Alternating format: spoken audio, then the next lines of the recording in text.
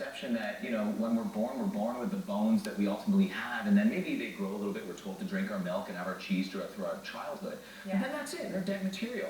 But, I want to sort of debunk that misconception and suggest to you that they're very much alive. Bones work in a manner of constant, what's called osteoclastic and blastic effect. Okay. That means stuff is always mineralizing and demineralizing on and off your bones. And that works like this, simple demonstration. Walking, okay, jumping.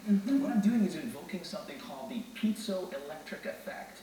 That's a technical term suggesting that when you have gravity and you're putting some kind of impingement on your bones, an electric effect goes up your bones and tells your body, deposit minerals. And in other cases, when you're lying flat in bed at night, resting, release some of those minerals into the bloodstream. For example, you're an astronaut, you go into outer space, even a month, you are automatically, male or female, osteopenic, which means bone demineralizing, because there's no gravity there.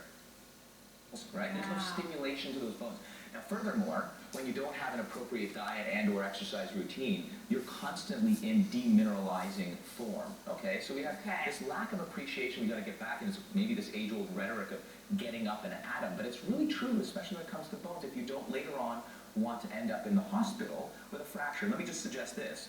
Infirmary from frailty kills more people than does cancer, cardiovascular disease, and complications from diabetes combined. You're kidding me. Frailty. That is the #1 killer in North America right now, and that is really, at the end of the day, from a broken or fractured bone. And that is something that we can fix. So here's the thing. I knew that pounding your bones help with bone density. What I didn't understand was that when you're not using them, they're actually leaching minerals. I did not know that part. So sitting, laying, all of these things, not great for the bones. Softer bones. Something else a lot of folks don't necessarily understand, and I don't want to push this too hard, but that when you're losing weight quickly, there's some good studies showing that when you're losing weight, you're also often demineralizing at the same time. So what we really want to keep in mind when we're losing weight, we're focusing on fat tissue reduction. We want to increase and maintain lean muscle mass. Weight-bearing activity is everything, and you can get good cardiovascular workouts by doing that. That, in and of itself, will maintain good, dense bones. Absolutely. This is what I loved about your information. So I don't love this fact, but postmenopausal Asian and Caucasian women more susceptible to osteoporosis. But black women often have slightly greater bone mass. This is the only thing I picked out because that's why I weigh more, people. That's why I weigh more. Thick bones, thick bones. I have a slightly bigger bone mass. That's all it is. To the risk factors I would add, and this is a shocking statistics, about 30 million of us in North America have clinically defined and diagnosed osteoporosis. That is the full-blown demineralized bone. Osteopenia is like you're on your way there. That's what of course, diagnosed based on bone mineral density examination. That's an x-ray of the hip, femur, neck, so forth. But here's what's really exciting is to know that genes that control our bone density have been identified, and one in particular called the VDR, or vitamin D receptor gene, which you can look at, in fact, get tested, identifies about 75% of your overall risk. This is why we hear vitamin D is so important for us, among other minerals we'll talk to. But vitamin D is key, and the gene, whether this is mutated or not in the individual, responsible for vitamin D deposition to the bone is everything. And guess what? African Americans have less of an incidence of that receptor gene dysfunction.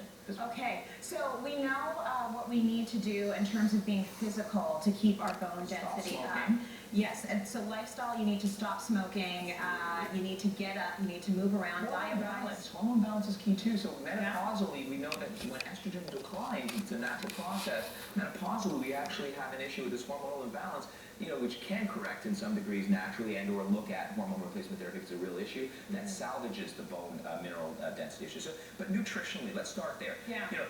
People might look at this and say, well, how would I get all of this in my diet? Green leafy vegetables, which contain lots of calcium and other phytonutrients, magnesium. I want to underscore the importance of magnesium as well. But lots of vitamin K. Vitamin K knits the bones. This is really important. I want you folks to understand that this is how much I want you to have every single day minimum. Green leafy, broccoli, kale. In fact, we don't see kale here, but I want kale included in that as well. Very high vitamin K. You can. When you steam this along with that roast, it goes right down to the middle. Yes, and steam sometimes actually releases. You just proved it. Told you.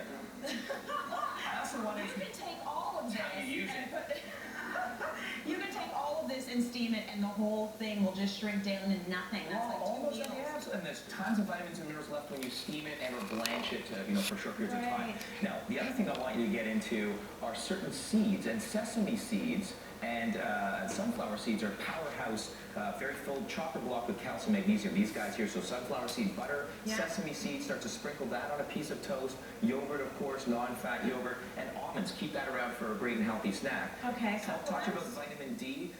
Magnesium, we always hear about calcium. We need about 1,500 milligrams of calcium, that's true. With vitamin D, that's important. But we don't hear enough about magnesium. Most of us are deficient in magnesium. Furthermore, trace minerals, boron, strontium, manganese, these are also really key. And lastly, I'll just say, evening primrose oil in combination with fish oil, that and studies have shown to how to absorb all these nutrients better and get them to the bones where they're supposed to be. Okay, take care of your bones, people. Let's go to break. More coming up.